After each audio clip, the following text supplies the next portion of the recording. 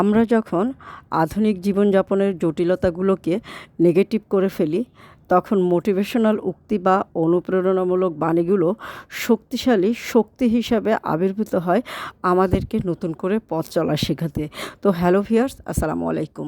আমি নীলা আপনাদের সবাইকে ওয়েলকাম করছি নতুন আরেকটা ব্লগ ভিডিওতে। আর আজকের ব্লগ ভিডিওটা কিন্তু প্রতিদিনের মতো একই রকম। সকালে অফিসে চলে এসেছি, অফিস থেকে রাতে বাসায় যাব, বাসায় যেয়ে বাসার আমার আবার উদ্যোগের কাজ পরিচালনা করব এবং এর মাঝখানে আজকে একটু ভিন্নতা আছে। সেই ভিন্নতাটা হচ্ছে আমার মেয়ের বাবা বা আমার হাজব্যান্ডের জন্মদিন। তো আমি দেখেন একদম সকাল 9টা থেকে শুরু করে রাত 12টা-1টা পর্যন্ত এই যে কাজগুলো করে যাই, এই কাজগুলো করতে অনেকটা যান্ত্রিক জীবনের মতো হয়ে যায় আমাদের জীবনটা। কেননা একটা মানুষ প্রতিদিন 8 ঘন্টার বেশি যদি পরিশ্রম করে তাহলে অনেকখানি মানুষ যান্ত্রিক হয়ে যায়। তখন আর ভিতরে ন্যাচারাল বলে কিছু জিনিস থাকে না। মানুষ যখন 10 ঘন্টা, 12 ঘন্টা, 15 ঘন্টা একটানা পরিশ্রম করে তখন অনেকটা একদম মেশিনের মতো হয়ে যায়, মেশিনের মতোই জীবন চলতে থাকে। তো আমার জীবনটাও অনেকখানি সেরকম। কিন্তু এই জীবনের ভিতর দিয়েও আমি ব্যতিক্রমভাবে বেঁচে থাকি এই কারণে, বা বেঁচে আছি এই সৃষ্টিকর্তার দয়ায় অবশ্যই বেঁচে আছি।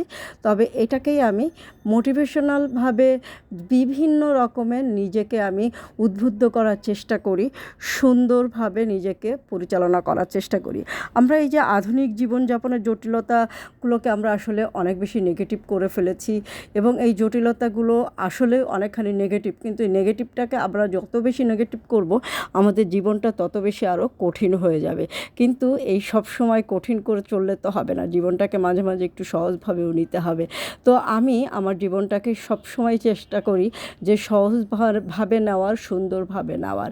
জীবনটা জীবনের নীতিতেই চলবে, যতদিন বেঁচে থাকবো পরিশ্রম করে যেন বেঁচে থাকতে পারি, পরিশ্রমের মাধ্যমেই জীবনটাকে যেন পরিচালনা করতে পারে। আসলে আমি এরকম একটা মনে হয় আমার এখন, যে আমি যদি পরিশ্রম না করতে পারি তাহলে আমি হয়তো বা খুব বেশি স্টে করতে পারবো না বা বেঁচে থাকতে পারবো না। পরিশ্রমবিহীন জীবন আমার কাছে এখন অনেকখানি, জানি না কেমন হবে, তবে পরিশ্রমবিহীন জীবনটা আমার কাছে আর জীবন মনে হবে না।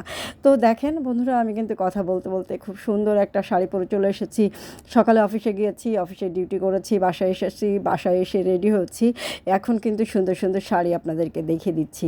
তো এই সুন্দর শাড়িগুলো পেয়ে যাবেন আপনি কিন্তু অদ্রি ফ্যাশন অ্যান্ড লাইফস্টাইলের পেজে।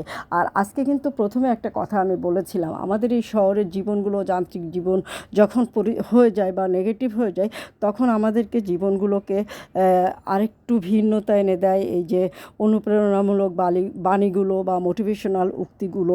এগুলো অনেক শক্তিশালী ভূমিকা কাজ করে, হ্যাঁ, এবং এইগুলো মানুষকে ক্ষমতায়ন করে বা মানুষকে পরিপূর্ণ করে দেয়, মানুষকে সফলতার দিকেও এগিয়ে নিয়ে যেতে পারে, মানুষকে সমৃদ্ধ করতে পারে। তো আমি চেষ্টা করি সবসময় আমাকে সেভাবেই তৈরি করার।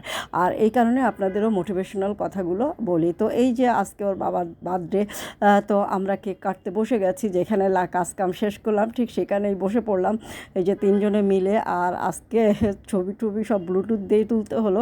তো এই যে ওর বাবার জন্য প্রে করবেন সবাই।